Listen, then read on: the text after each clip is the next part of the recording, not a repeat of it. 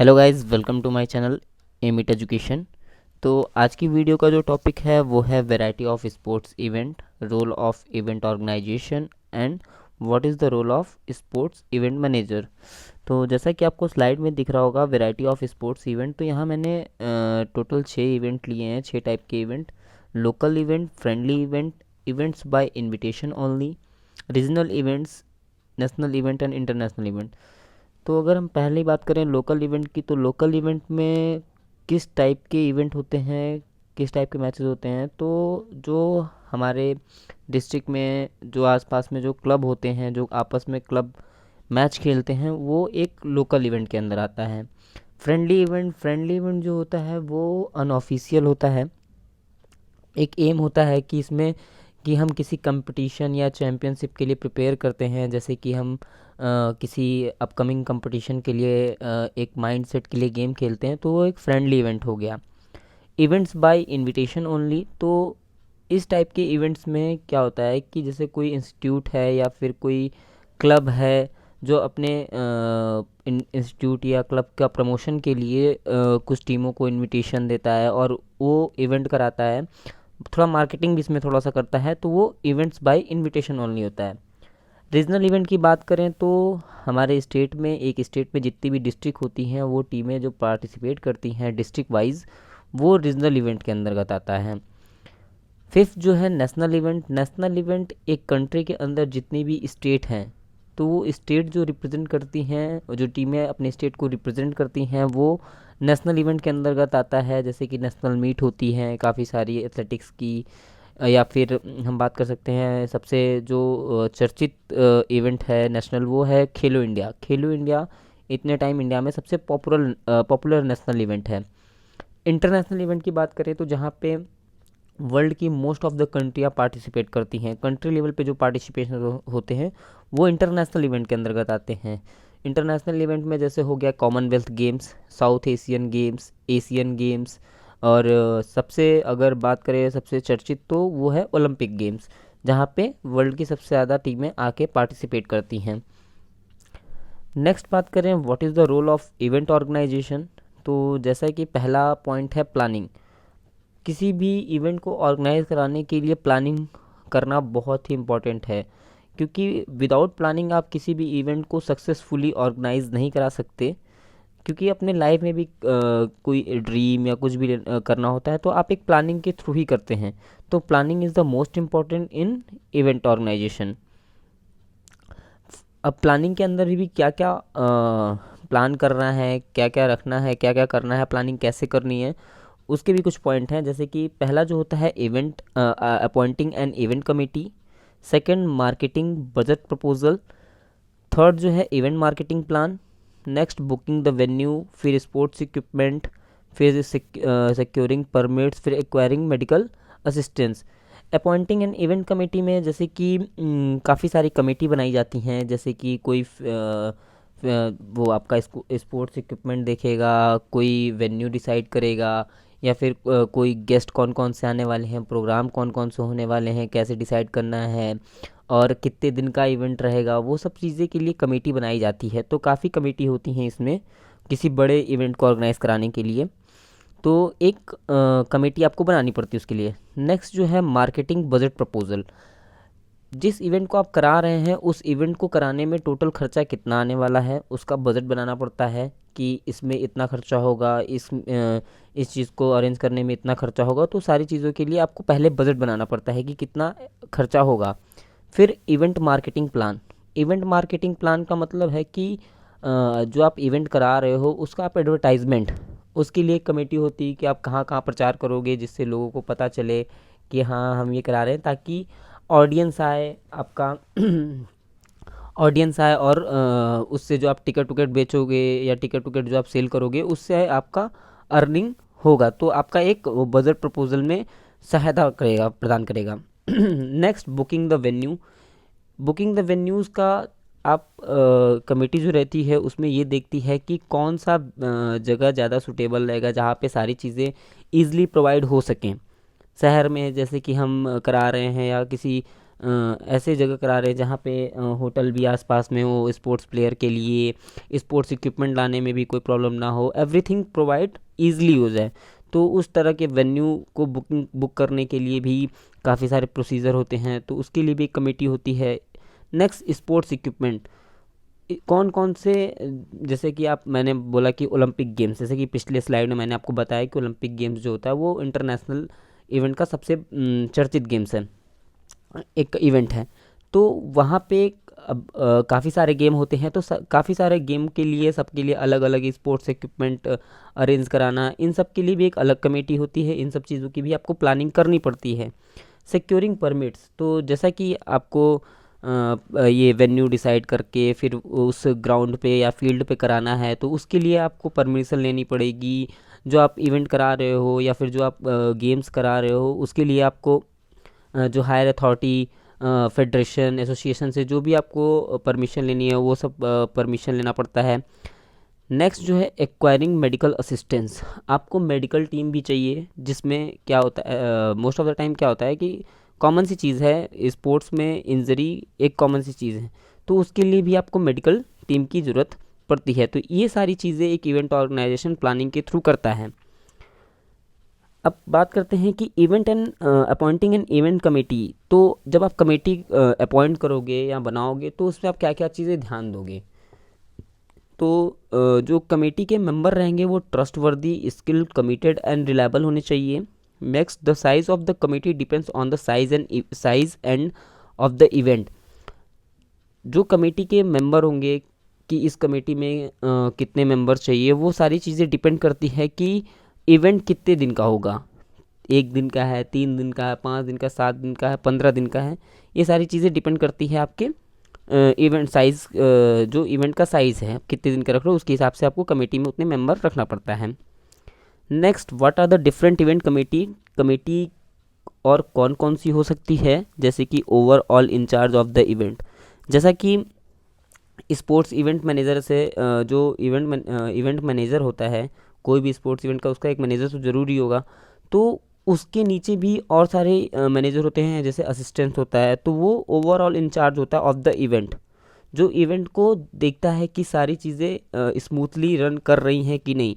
जैसे कि हर एक कमेटी का एक हेड होगा, बट उन कमेटी के जो हेड हैं, अगर उनको कोई प्रॉब्लम आ रही, कोई प्रॉब्लम फेस करनी पड़ रही है, तो वो असिस्टेंट स्पोर्ट्स मैनेजर से बोलेंगे, ताकि वो सारी चीज़ें उनकी प्रॉब्लम सॉल्व कर सकें। तो एक ओवरऑल इंचार्ज होता है ऑफ द इवेंट का।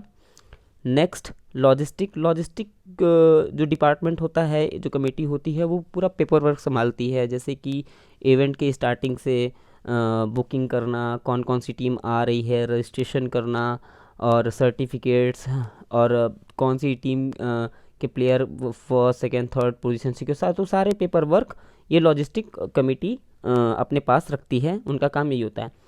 प्रोग्राम कमेटी जैसा कि कोई भी बड़ा इवेंट होता है, तो जाहिर सी बात है, ओपनिंग सेरेमनी होती है, क्लोजिंग सेरेमनी होती है, अवार्ड सेरेमनी होती है। तो ये सारी चीज़ें प्रोग्राम कमेटी का काम है। और ओपनिंग सेरेमनी से लेके क्लोजिंग सेरेमनी तक उस गेम में पर डे कोई ना कोई चीफ गेस्ट उस दिन रहता है, तो वो डिसाइड करना है कि किस दिन किसे बुलाना है, ये सारी चीज़ें डिसाइड करता है programme committee. Next, officiating officials.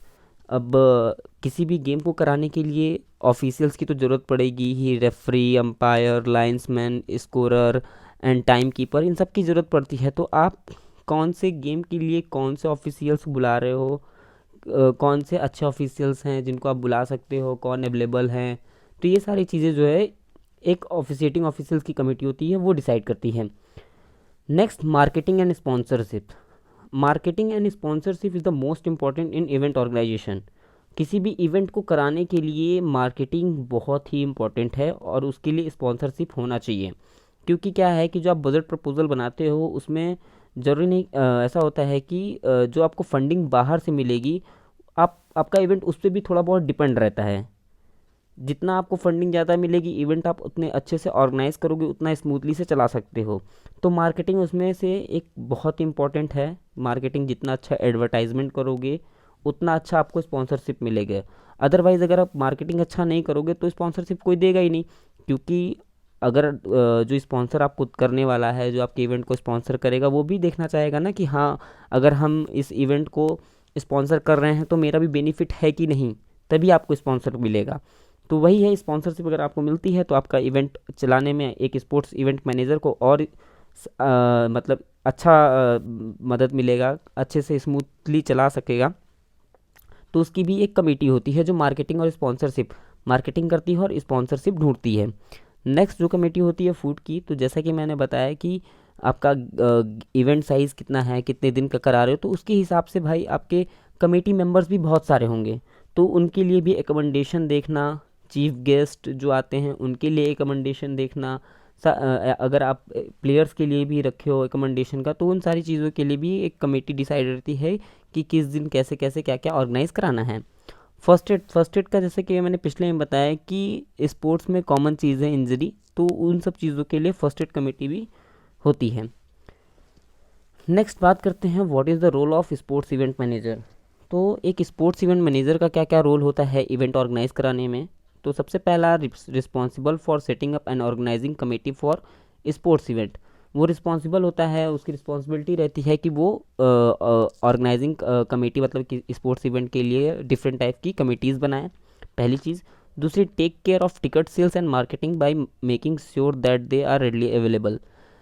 दूसरी चीज़, जैसा कि मैंने बताया कि आपके बजट में जो आप टिकट सेल करोगे वो आपको एक बेनिफिट ही देगा, फ़ायदा ही देगा, आपकी फंडिंग और अच्छी होगी। तो टिकट जो होंगे वो ईजिली मिल सके ऑडियंस को, ज़्यादा उसमें प्रॉब्लम उन्हें ना फेस करनी पड़े। ऐसा ना हो कि केवल एक ही आपने टिकट काउंटर खोल रखा है और भीड़ काफ़ी लग रही है, लंबी लाइन लग रही है, तो ऐसा नहीं होना चाहिए। अगर ऑडियंस आती है तो ईजिली परचेज़ कर सके टिकट, और ईजिली स्टेडियम में जाके मैच देख सके।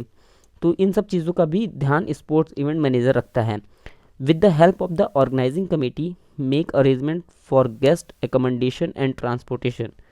जैसा कि मैंने बताया था फूड कमेटी के लिए कि वो एकोमोडेशन का पूरा देखती है, तो वो तो प्लेयर्स और अपने टीम कमेटी मेंबर्स के लिए फूड एकोमोडेशन देखती है, लेकिन स्पोर्ट्स इवेंट मैनेजर का काम ये भी रहता है कि वो एक अलग से कमेटी रखा रहता है जो केवल चीफ गेस्ट के एकोमोडेशन का देखेगा, और उनको आने और ले जाने की जो सुविधा रहेगी ट्रांसपोर्टेशन का, उसका अरेंजमेंट एक अलग से कमेटी करती। तो ये भी एक स्पोर्ट्स इवेंट मैनेजर का ही काम है।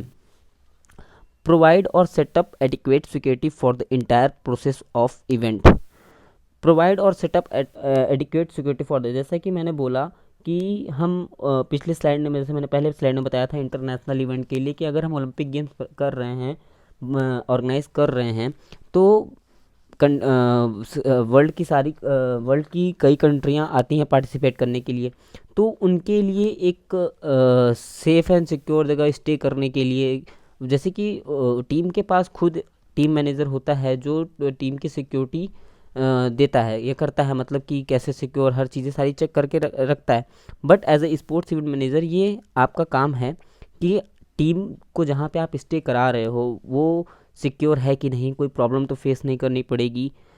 और सिक्योरिटी की बात करें तो जैसे कि काफ़ी जैसे जो काफ़ी चर्चित प्लेयर्स होते हैं उनके फैंस भी बहुत होते हैं, डाई हार्टेड फैंस भी होते हैं, जो कि क्या करते हैं कि ड्यूरिंग मैच के दौरान जब मैच चल रहा रहता है तो वो ऑडियंस अपने जगह से फील्ड की तरफ भागने लगते हैं उनसे मिलने के लिए, गले लगने के लिए। मोस्ट ऑफ द टाइम आपने क्रिकेट में देखा होगा।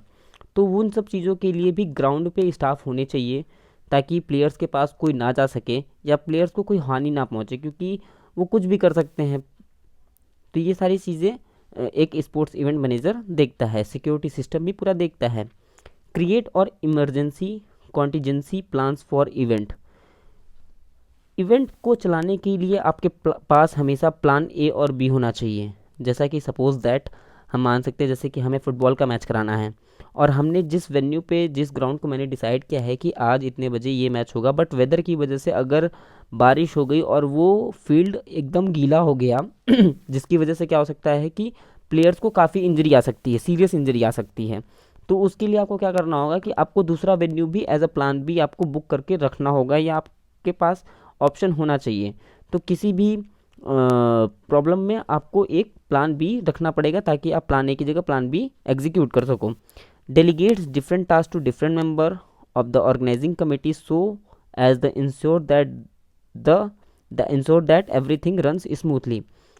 स्पोर्ट्स मैनेजर जो कमेटी बनाता है तो उस कमेटी के मेंबर्स को उनके रोल्स एंड रिस्पॉन्सिबिलिटीज़ पता होने चाहिए कि आपके क्या क्या रोल्स हैं, क्या क्या रिस्पॉन्सिबिलिटी है और आपके पास क्या क्या पावर्स हैं, आप कहाँ तक उसका यूज़ कर सकते हो। ये सारी चीज़ें अगर हम कमेटी मेंबर्स को बताते हैं उनके रोल्स एंड रिस्पॉन्सिबिलिटी, तो वो भी अपना काम अच्छे से कर सकते हैं और जिससे सारी चीज़ें स्मूथली चल सकती हैं। तो ये रहा वैरायटी ऑफ स्पोर्ट्स इवेंट, उसको हम कह सकते हैं टाइप्स ऑफ कंपटीशन। और उसके बाद हमने बताया आपको रोल्स ऑफ इवेंट ऑर्गेनाइजेशन, और जो इवेंट ऑर्गेनाइजेशन करता है उसका क्या क्या काम है। और लास्ट आपको मैंने बताया roles of event manager, sports event manager के भी क्या क्या काम हैं। तो ये जो सिलेबस है, ये जो टॉपिक था, ये एक स्पोर्ट्स मैनेजमेंट का ही टॉपिक है। इससे रिलेटेड अगर आपको और वीडियो चाहिए तो आप कमेंट में आके ज़रूर टाइप करिएगा। और इससे रिलेटेड अगर कोई प्रॉब्लम आ रही है, अगर इसमें कुछ समझ में नहीं आया, तो उसके लिए भी आप मैसेज कर सकते हैं, कमेंट कर सकते हैं। वीडियो अच्छी लगी हो तो लाइक करें, चैनल पे नए हो तो सब्सक्राइब करें। Thank you.